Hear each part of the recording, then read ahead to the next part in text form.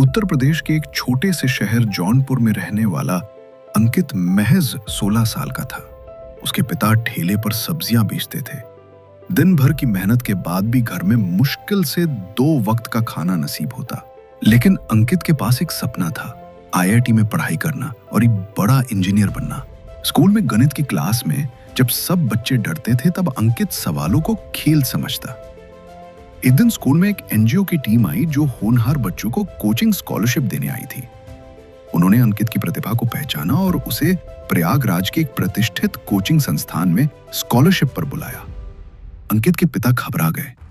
ओ बेटा, हमारे बस का नहीं, कोचिंग, रहना सहना, खाना, ये सब खर्चा कैसे होगा? लेकिन अंकित ने हार नहीं मानी।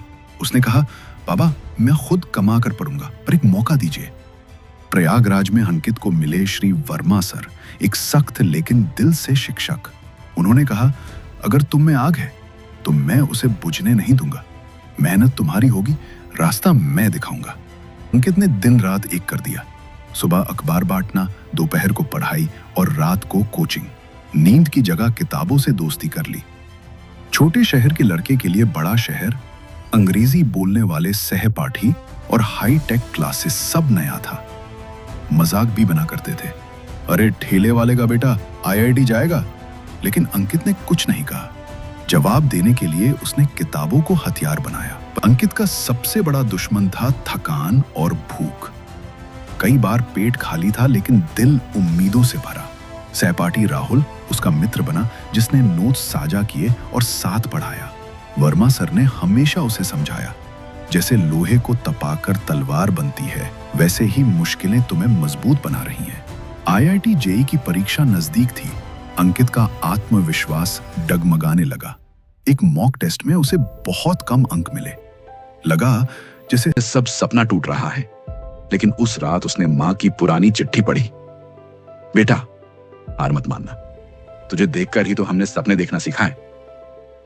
अंकित की आंखों में आंसू थे, लेकिन दिल में आग दोबारा जल चुकी थी। परीक्षा का दिन आया।